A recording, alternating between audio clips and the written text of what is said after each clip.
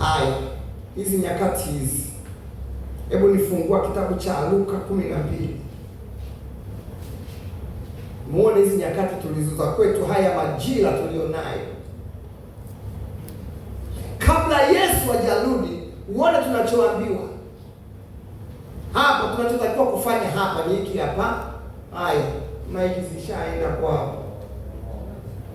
Asante. Haya, soma 35 mpaka 36 hapa.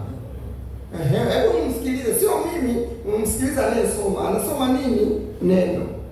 Luka 12:35 mpaka 36.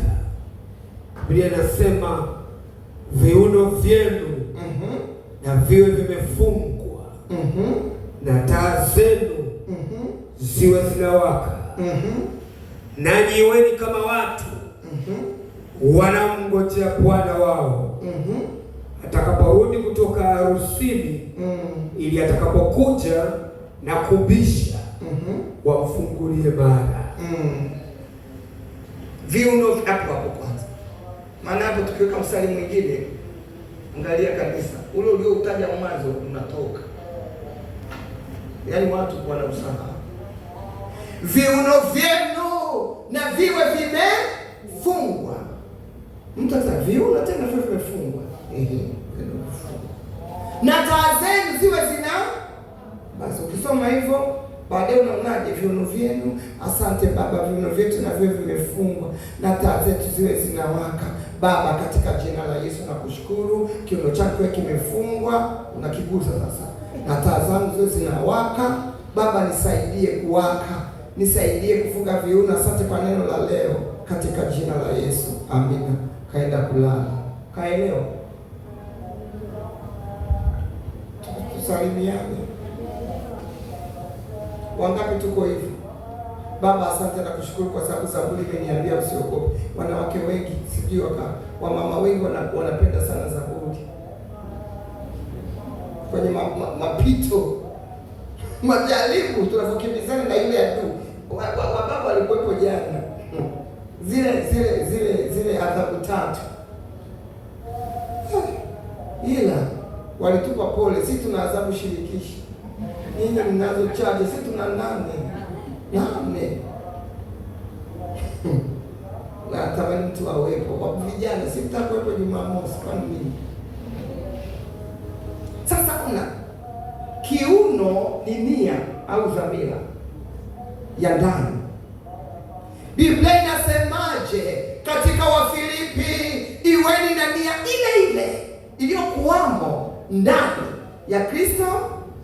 Haya, hivi hapa tukiletewa kipimo hapa, sisi tunaweka kwenye kifua. Mungu anaangalia nia yako ya kuja kanisani. Kuna tutatu pale kwenye mataa ya kuvuka. Kuna nyekundu, kijani na njano. Hapa tutawakali kwenye neno nalolisoma kwamba huyu anaelewa, huyu haelewi. Ambaye haelewi anatoa nyekundu, si ndio?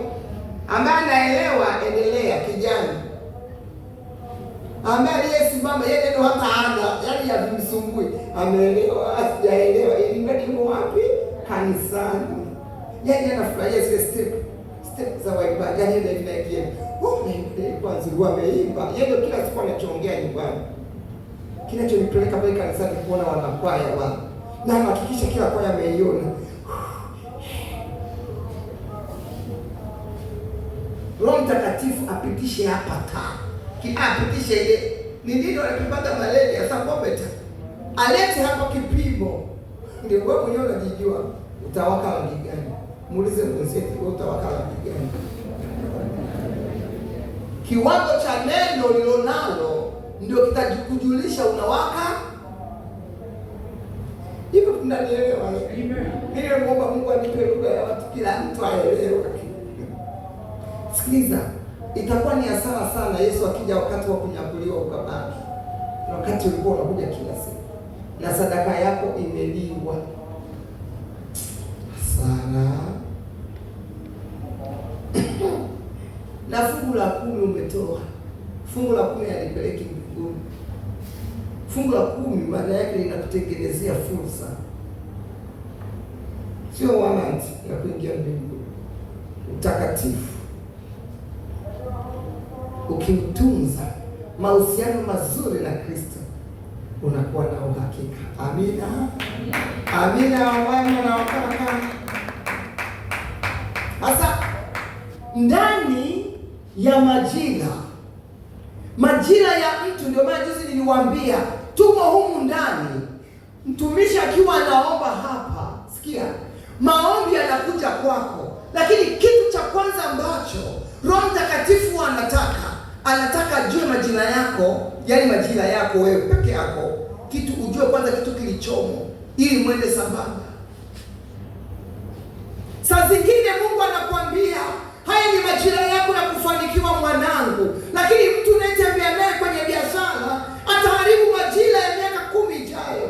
Wewe umeambatana naye, baada ya miaka 5 mmeshasonga mbele, anachukua mtaji wote, anakutoroka.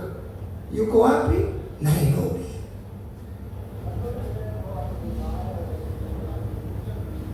Wengi wamefelishwa na watu na marafiki. Majira haya, majira ni ya hatari. Kanisa linayumbishwa sasa hivi, hata nisipohubiri wenyewe mnaona tunayumbishwa sasa hivi. Tuna waganga wa kienyeji wote wamevaa kola, na Mkristo wa kweli yeye haji akashiba chakula cha kiroho kimsaidie. Neno ndio linakupa macho. Biblia inasemaje?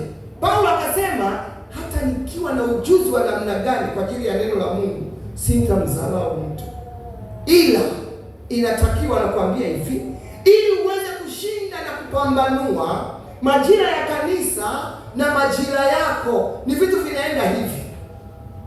Watu tunaishi, hatutafanikiwa wapendwa kanisa. Mimi nakwambia ukweli, hiyo nyesi imejibu kwamba tukiitwa hapa hatuko tunavyotakiwa kuwa. Sikia, njoo simama. Una miaka mingapi? 10. Naomba mwenye 15 yumo, ambaye ana 15, 17. Mmenigonea wapenda. Wale 17 wameenda wapi? 12 haipataka 15, 20, 19.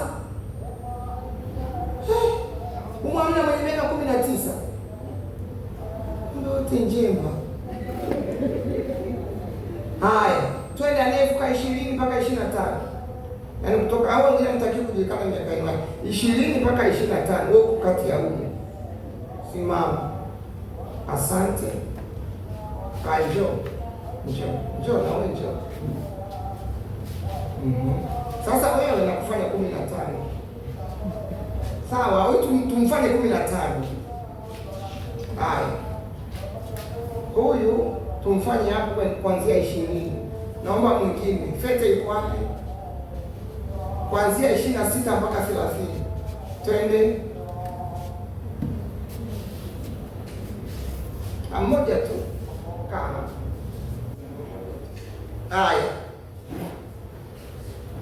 Haya, twende 35.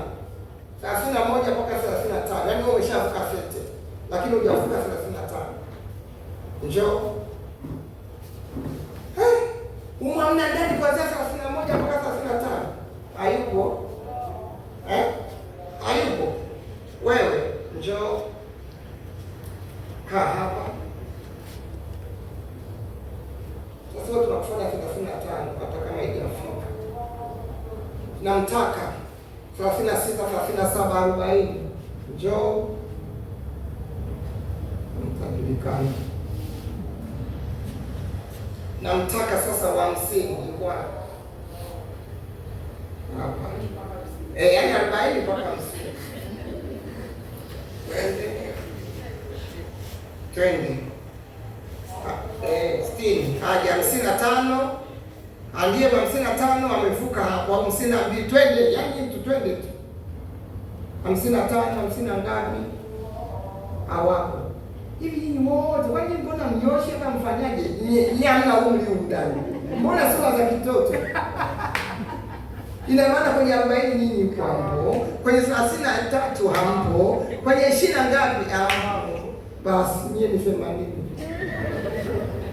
Naomba ameka baba njoo.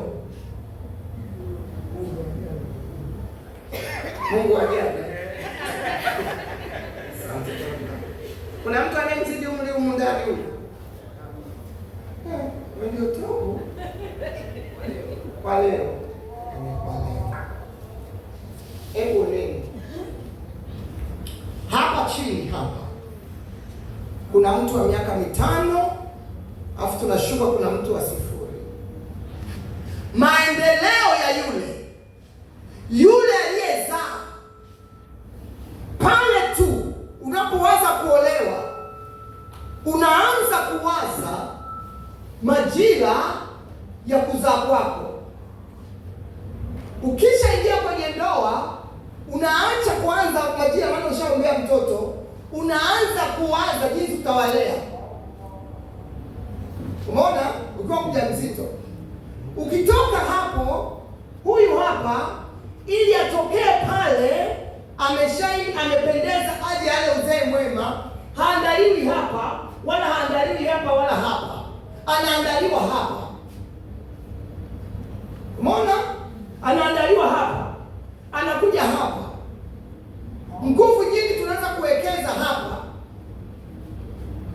vile anavyokuwa navyo vinampeleka hapa. Hapa anaanza kupambanua, anaenda kwenye 18.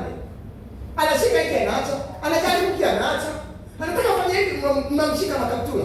Yaani ujana, anataka kutoka kwenye ujana utoto huko kwenye 18. Hapa wasiotambua majira na nyakati wanamwacha mtoto anajipeleka shuleni, anaishi yote anayoishi, halafu unawaamini walimu. Maombi yako asiumwe, ashinde mtihani. Umezaliwa, umezaa, hakuna anayehangaika na vipawa na vitu ambavyo majira yake asiyakatafunwa na shetani. Anakuja kufika hapa, anaanza kama kutoka huko anaingia, na kutoka huko anaingia. Wazazi wanaanza kumwambia umeanza kuwa mkubwa, usitusumbue. Anaachaje kuwasumbua? Hana 100 mfukoni. 25. Anafika hapa majira, nyakati, kapita nyakati hapa. Nyakati zimefika za kumlea, zimeisha, umefika wakati wa kuoa, ambapo ni ndani ya miaka 10, miaka 5, wakati wa kuoa. Anaanza kusema, tawasikia tu anajiongelesha, baada ya miaka 2 naoa baba. Nitaoa nikifika miaka 28 na 9. Hapa na 25 anajiongelesha hivyo. Unafikia anajiongelesha. Ndio taarifa hivyo. Na ana mzazi sasa miaka 25 vitu gani bwana? Hebu pambana kwanza. Anaenda. Humu ndani kuna vipawa. Wakati alipokuwa ananyonya, alitakiwa aombewe vipawa, alitakiwa aombewe kila kitu kisije kikaliwa na madumadu. Wakati anapofika hapa anaenda kukata mashauri ya ujana na utu uzima. Hapa ndio pabaya, hapa ndio form 4. Wasomi mnajua elimu kupanda ni kwenye form 4. Akivuka kaenda form 6 ameshinda. Unasema Mungu asante, akula kenyewe tumeka. Wengi wanaishia hapa form 4. Ndio wakukata mashauri kwa elimu na hamjui hayo majina. Sasa angalia, amekaa hapa, form 4 inapigwa, anaenda kule, anapelekwa wapi kwenye nini ile? Vile JKT yangu, si ujuzi. Na afu yeye mwenyewe kule anakaa na zubaa. Si unaona? Anafanya hiki hakiendi. Labda jaribu hakiendi. Ana vitu vitatu anavijua, lakini akirudi tena hapa hana kazi.